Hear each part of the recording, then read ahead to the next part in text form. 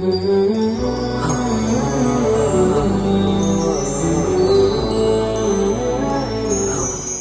الله الرحمن الرحيم. الحمد لله رب العالمين، والصلاة والسلام على خير خلقه وآله أجمعين.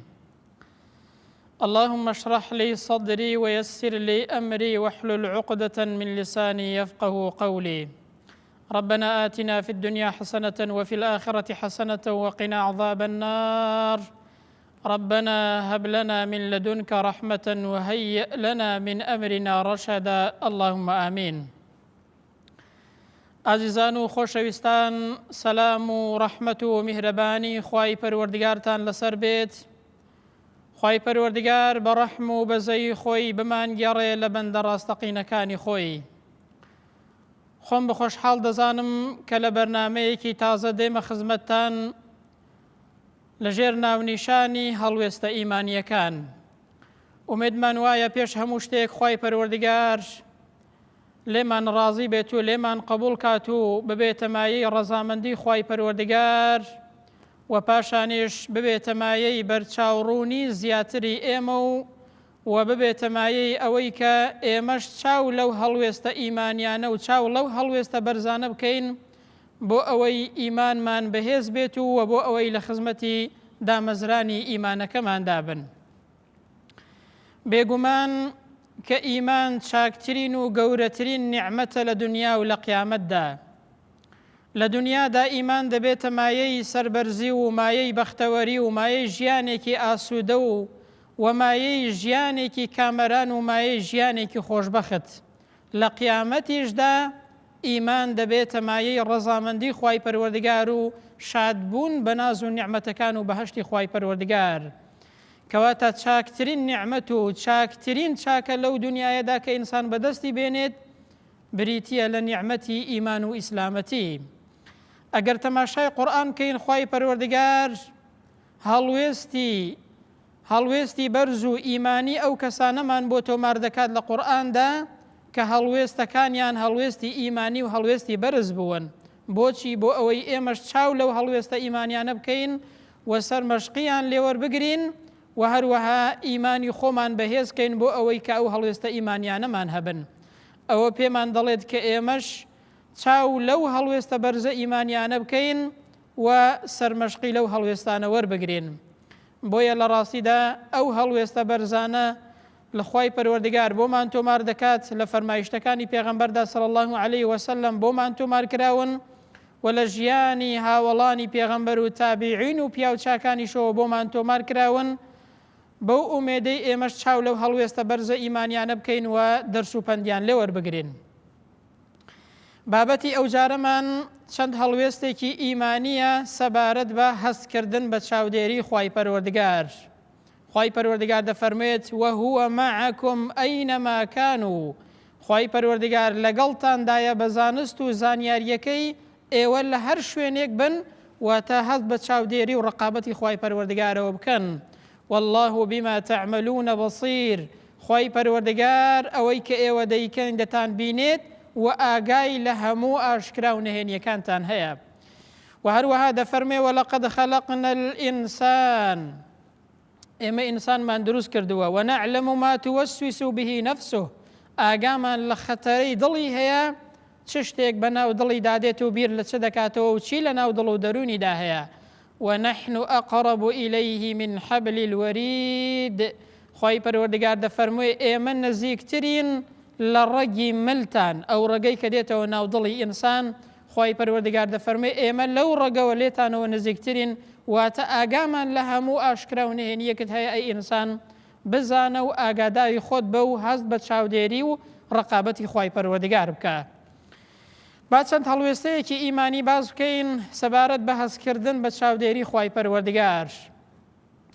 یەکێک لەوانە ئەوەیە کە ئیمامی عومەر شەوێکیان بەناو مەدینەدا دەڕۆیشت، گوێی لە کچ و دایکێک بوو کە دایکێک بە کچەکەی دەوت لە تاریکایی شەودا، لە نیوەی شەودا پێی دەوت هەڵسە هەندێک ئاو بکە ناو شیرەکە بۆ ئەوەی کە شیرەکە زیاد بێت و زیاتر بکات.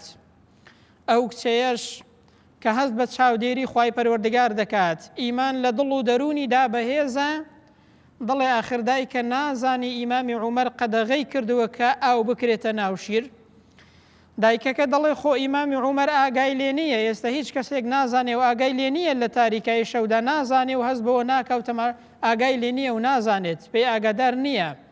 بەڵام کچەکە کە هەست بە چاودێری و ڕقابەتی خوای پەروەردگار دەکات کە ئیمان لە دڵ و دەرونیدا بەهێزە، دەڵێ وەڵڵاهی نامەوێ لە ئاشکرادا هەست بە چاودێری خوای گەورە بکەم لە خوا بترسم، بەڵام لە نەهێنیدا سەرپێچی خوای پەروەردگار بکەم. ئەی نازانی کە عومەر ئاگای لێ نییە دایکە خوای عومەر ئاگای لێیە. ئەوە هەڵوێستەیەکی ئیمانیە کە لە تاریکایی شەودا ئینسان کە خوای پەروەردگاری لەبیر بوو هەستی بە گەورەی خوای پەروەردگار کرد لە تاریکایی شەودا بێت یان لە ڕووناکی ڕۆژدا بێت هەست بە چاودێری خدای پەروەردگاری خۆی دەکات. بۆیە خوای گەورە دەفەرمێ ئین الله لا يخفى عليه شيء في الأرض ولا في السماء. هیچ شتێک لە ئاسمان و لە زەوی شاراوە نییە لە خوای پەروەردگار و خوای گەورە بەسەر هەموویەوە چاودێرە و هەموو ئاشکرا و نهێنیەکتان دەبینێت. ئەی ئینسان ئاگادار بە و هەست بە چاودێری خوای پەروەردگار بکە. هەڵوێستەیەکی دیکەی ئیمانی هەڵوێستەی ئافرەتێکە و هەڵوێستی ئیمانی ئافرەتێکە کە پیاوێک دەیەوێت لە قەنەعات و بیر و باوەڕی خۆی لای بدات و بهێنێتە سەر بیر و باوەڕی خۆی بەوەی کە دەیەوێت فێڵی لێ بکات و تووشی خراپەی بکات. ئەو ئافرەتەیەش دەیەوێت دەرس و پندێک فێری ئەو پیاوە بکات. بۆیە کاتێک کە دەچنە کۆشک و خانوویەکی زۆر قایم، ئافرەتەکە دەڵێ هەموو دەرگاکان داخە. پیاوەکە هەموو دەرگاکاندا دەخات و دێتەوە لای ئافرەتەکە دەڵێ هەموو دەرگاکانت داخستن، دەڵێ بەڵێ هەموو دەرگاکانم داخستن. ئافرەتەکە لەو کاتەیەدا دەوێت دەرس و پندێکی ئیمانی فێرکات، هەست بە ڕقابەت و چاودێری خوای پەروەردگار بکات. دەڵێ بەڵام دەرگایەک ماوە کە ئەو دەرگایەت دانەخستووە و هەرگیز داناخرێت. پیاوەکە زۆر پێی سەیر دەبێت، دەڵێ کام دەرگایە ماوە، هەموو دەرگاکانم داخستووە. ئافرەتەکە پێی دەڵێت الباب الذي بيننا وبين الله. ئەو دەرگایەی کە لە نێوان ئێمە و خوای پەروەردگاردا هەیە کە هەرگیز داخرانی بۆ نییە و داناخرێت، ئەو دەرگایە ماوە و دادنەخستەوە و بێگومان ئەوە داناخرێت. بۆیە ئەو پیاوە لەو کاتێدا بە خۆی دادەچێتەوە و یەکسەر هەڵدەستێت و دەڕوات و خراپەکە ناکات و واز دێنێت. ئەوەش هەڵوێستەیەکی ئیمانیە لە کاتێکدا کە هیچ کەسێکیان لێ دیار نییە، بەڵام ئەو ئافرەتەیە لەو هەڵوێستە ئیمانیەیەدا ئەو پیاوە فێر دەکات کە دەرگایەک هەیە لە نێوان ئینسان و خوای پەروەردگاردا، هەرگیز ئەو دەرگایەدا ناخرێت، دەبێ ئینسان هەست بە ڕقابەت و چاودێری خوای پەروەردگار بکات. بۆیە خوای پەروەردگار دەفەرمێ واعلموا أن الله يعلم ما في أنفسكم فاحذروه. ئاگادار بن بزانن خوای پەروەردگار دەزانێت چ لە ناو دڵ و دەروونتاندا هەیە، نەک ئەوەی کە دەیکەن، بەڵکو بە نیازی ناو دڵیشتان ئاگادارە کەواتە لە خۆتان وەریابن هەست بە چاودێری خدای پەروەردگار بکەن. گەنجێک دەیەوێت ئافرەتێک خۆی تەسلیم کات، ئەو ئافرەتەیەش دەیەوێت دەرس و پندێکی پێ بڵێت بەو هەڵوێستە ئیمانیە و بەو هەستکردن بە چاودێری خوای پەروەردگارەی دەیەوێت دەرس و پندێک فێری ئەو گەنجەیە بکات. بۆیە ئەو گەنجەیە کە داوای خراپە لەو ئافرەتە دەکات، ئەو ئافرەتە پێی دەڵێت ئایا شەرم ناکەی؟ پیاوەکە دەڵێ ئاخر خۆ هیچ کەسێک نامان بینێ، هیچ کەسێک دیار نییە، لە تاریکایی شەیداین، تەنها ئەستێرەکان دیارن، تەنها ئەستێرەکان دەمان بینن، هیچ کەسێک نامان بینێ و هیچ کەسێک دیار نییە. بۆیە لەو کاتێدا ئەو ئافرەتە کە هەست بە چاودێری و ڕقابەتی خوای پەروەردگار دەکات بەسەر خۆیەوە، دەڵێ ئەی ئەو کەسەی کە ئەستێرەکانی هەڵهێناوە ئاگات لێ نییە، ئایا ئەو نامان بینێت و ئاگای لێمان نییە؟ شەرم ناکەی لە خوای پەروەردگار لەوەی کە تاریکایی دروست کردووە و ئەستێرەکانی هەڵهێناوە، ئەو دەمان بینێت و بەسەر هەموو شتێکەوە ئاگادارە. بۆیە لەو کاتێدا پیاوەکەش هەست دەکات کە لە ڕاستیدا هەڵەیەکی کردو بە خۆیدا دەچێتەوە و واس لە ئافرەتەکە دێنێت. بۆیە شاعیر جوانێ گوتووە کە دەڵێ وإذا ما خلوت بريبة في ظلمة والنفس داعية إلى الطغيان. لكاتێکدا کە لە تاریکایی شەودای، لە کاتێکدا کە لە نادیاردای، نەفست داوات لێ دەکات بەوەی کە سەرپێچی کەی و گوناه و سەرپێچی خوای پەروەردگار بکەی. لەو کاتێدا فاستحيي من نظر الإله. شەرم کە لە تێڕوانینی خوای پەروەردگار، لە چاودێری خوای پەروەردگار وقل لها إن الذي خلق الظلام يراني و بنفسد بڵێ ئەو پەروەردگارەی کە تاریکایی دروست کردووە دەمان بینێت لە تاریکاییدا، چونکە ئەو خاوەنی هەموو شتێکە لە تاریکی و لە ڕووناکیدا لە نەهێنی و لە ئاشکرادا بۆەوەی وەکو یەک وایە و دەمان بینێت و چاودێرە بەسەرمانەوە. لەو کاتێدا بەنەفسد بڵێ ئەوەی کە تاریکایی دروست کردەوە و خاوەنی تاریکیە دەمان بینێت و هەروەها ئاگای لێمانە. بۆیە ئیبراهیمی خەواس کە یەکێکە لە زانایان دەڵێ باشترین عیبادەت بریتیە لە هەستکردن بە چاودێری خدای پەروەردگار لە هەموو کاتێکدا، لە کاتێکدا کە لە ناو خەڵکی لە ئاشکرایی، لە کاتێکدا کە خەڵک دەتبینێ، لە کاتێکیشدا کە لە تاریکایی شەودایی و هیچ کەسێک ناتبینێ. باشترین عیبادەت ئەوەیە کە لە پەروەردگارت بترسی، هەست بە چاودێری پەروەردگاری خۆت بکەی. بیلالی کوڵی سەعد دەفەرمێت تەماشای گچکە و تەماشای ئەوە مەکە گوناهەکە گچکەیە، تەماشای گچکەیی گوناه مەکە برام، تەماشای ئەو کەسە بکە کە لە بەرامبەریدا سەرپێچی دەکەیت چەندە گەورەیە کە خدای پەروەردگارە. بۆیە پیاوێک دێتە لای ئەبی یەزید دەفەرمێ ئامۆژگاری یەکم بکە. ئەبی یەزید پێی دەڵێ تەماشای ئاسمان کە، ئەو ئاسمانە کێ دروستی کردووە، ئەو ئەرزە کێ دروستی کردووە؟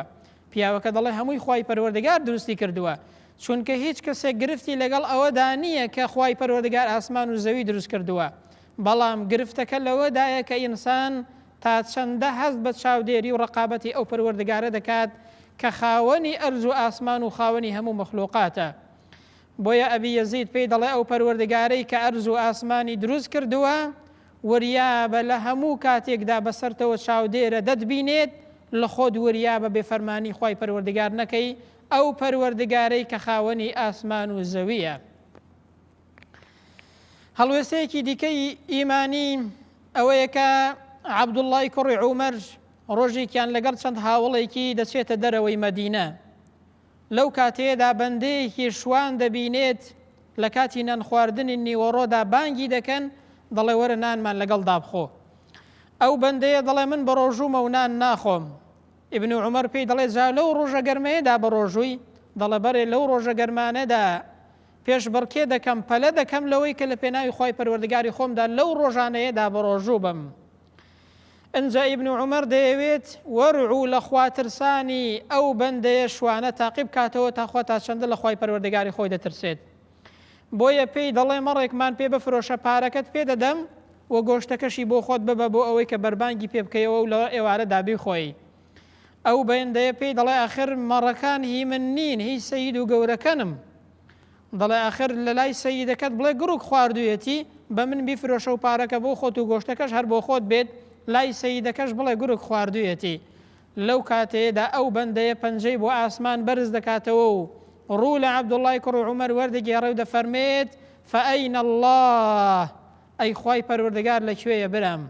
ئەوە هەڵوێستی ئیمانیە لە کاتێکدا کە هیچ کەسێکی لەلا نییە، لە کاتێکدا کە سەید و گەورەکەی پێی نازانێت، بەڵام ئەو دەفەرمێت ئەی خوای پەروەردگار لەکوێیە برام؟ ئەی خوای پەروەردگار ئاگای لێیە، ئەگەر بتوانم لە لای تۆش بە شێوازێک لە شێوازەکان شتێک بڵێم، لە لای سەیدەکەم شتێک بڵێم، ئەی خوای پەروەردگار ئاگای لە هەموو شتێکە و خوای پەروەردگار لەکوێیە برام.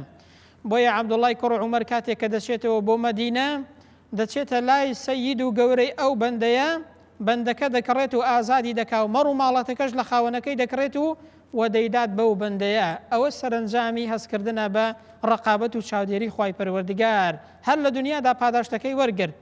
بۆیە عەبدوڵڵای کوڕی عومەر پێی دەڵێت بەهۆی ئەو هەڵوێستە و ئەو قسەیەتەوە، بەهۆی ئەو ئیمانە بەرزەیەتەوە لە دنیادا ڕزگارت بوو، ئازاد بووی، ئومێدم وایە خوای پەروەردگار لە ڕۆژی قیامەتیشدا بەهۆی ئیمانە بەرزەکەتەوە ئازادت کا و هەروەها ڕزگارت بێ لە ئاگەری دۆزەخ و لە ناخۆشی و ناڕەحەتیەکانی دەشتی مەحشەر و ڕۆژی مەحشەر. ئەوە هەستکردنە بە چاودێری خوای پەروەردگار. بۆیە خوای پەروەردگار دەفەرمێ ئین الذین یەخشەون ربهم بالغیب لهم مەغفرة وأجر کەبیر. ئەو کەسانەی کە لە نادیاردا لە خوای پەروەردگار دەترسێن، لە کاتێکدا کە لە ناو خەڵک نین، هیچ کەسێکیان لێ دیار نییە، ئەو کەسانە لێ خۆشببوونی خوای پەروەردگاریان بۆ هەیە و پاداشتێکی زۆر باش و چاکیان بۆ هەیە لە لای خوای پەروەردگار.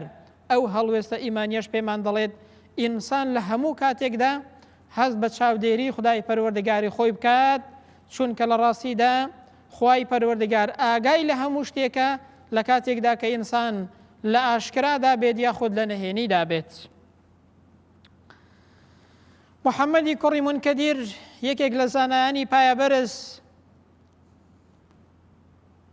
ڕۆژێکیان کە معاملەی قوماش و ئەوانەی کە دووە بەردەستێکی دەبێت پارچە قوماشێکی لە لادا دەنێ، دەڵێ ئەو پارچە قوماشەیە چەند عیبێکی هەیە، ئەگەر فرۆشت ئاگاد لێ بێت ئەوانی دیکە بە 10 دەرهەم دەفرۆشی، بەڵام ئەوەیان بە 5 دەرهەم دەفرۆشی چونکە عیبێکی هەیە. قەدەری خوای پەروەردگار کەسێک دێت ئەو پارچە قوماشەی کە نەخسانیەکی هەیە دێ ئەو پارچە قوماشەی لێ دەکڕێت و وەبیری نابێ پێی بڵێ کە ئەو پارچە قوماشە بە 5 دەرهەمە و 10 دەرهەمی پێدەدات. کاتێک کە دێتەوە محەممەدی کوڕی منکەدیر کە دەزانێت پارچە قوماشەکەی فرۆشتووە، بیری نەبووە کە خەلەلەکەی بە پیاوەکە بڵێت. لەو کاتێدا شوێنی پیاوەکە دەکەوێت تاوەکو دەیبینێتەوە، پێی دەڵێت ئەو پارچە قوماشەی کە لە ئێمەت کڕی بۆ عیبێکی هەیە نرخەکەی بریتیە لە 5 دەرەم لە جاتیەوەی کە 10 دەرەمت بە پیاوەکە داوە. بۆیە دەڵێ یاخود ئەوەتانەیە پارەکەت بۆ دەگەڕمەوە، یان 5 دەرەمەکەت دەدەمەوە، یان ئەوەتانەیە ئەوەمان بۆ بگێڕەوە پارچە قوماشێکی باش ببە. پیاوەکە دەڵێ ئاخرە من ڕازیم قەی ناکات، بەڵام ئەو پیاوە ئەو زانایە کە هەست بە چاودێری خوای پەروەردگار دەکات ئیمانەکەی لێ ناگەڕێت، دەڵێ من وەکو کە بۆ خۆم پێم ناخۆشە خەڵک شتێکی خراپ و عیبدارم پێ بفرۆشێت، بە 5 دەرەم بێ بە 10 دەرەم پێم بفرۆشێت، دەی بۆ تۆش پێم ناخۆشە و ئەتۆش قبوڵت بێ ئەمن قبوڵم نییە، ئەتۆش پێت خۆش بێ ئەمن پێم خۆش نییە، دەبێیان بماندەیەوە یان دانەیەکی دیکەی تازە هەڵبگری یاخود 5 دەرەمەکەت بدەینەوە. ئەوە هەستکردنە بە چاودێری خوای پەروەردگار. هەر بۆیە ئیمامی ئەبوو حەنیفەش ڕەزا و ڕەحمەتی خوای لێ بێت ڕۆژێکیان کە کوتاڵ دەفرۆشێت و قوماش دەفرۆشێت بە بەردەستەکەی دەڵێ ئەو پارچە قوماشە عیبێکی تێدایە دەبێ هەرزانتر بیفرۆشی لەوانی دیکە، بیری نابێ ئەویشیان کاتێک کە دەیفرۆشێ بە پیاوەکە بڵێت. بۆیە ئیمامی ئەبوو حەنیفە کاتێک کە دێتەوە ئەو ڕۆژەیە هەتاوەکو ئێوارە دەگەڕێ بۆ ئەوەی کە ئەو کەسە بدۆزێتەوە کە پارچە قوماشەکەی کڕیوە چونکە عیبێکی هەبووە، بەڵام کاتێک کە نایدۆزێتەوە هەڵدەستێ هەموو پارەکەی دەکات بەخێر، نەوەکە یەکێک لەو پارانەی کە ئەو قوماشانەی پێفرۆشاوە هی ئەوە بێ کە عیبێکی هەبووە ئەو پێی نەزانێت بۆ ئەوەی کە لە حەرام بە دوور بێت، نەک هەر تووشی حەرام نەبێت، بۆ ئەوەی تەنانەت شتێک کە گومانێکی تێدایە لە شوبهەش بە دوور بێت. ئەوە هەستکردنە بە چاودێری خوای پەروەردگار. ئەو هەڵوێستە لە ئیمانێکی بەرزەوە سەرچاوە دەگرێت، بەڵام ئێمە پێویستە تەماشای خۆمان بکەین.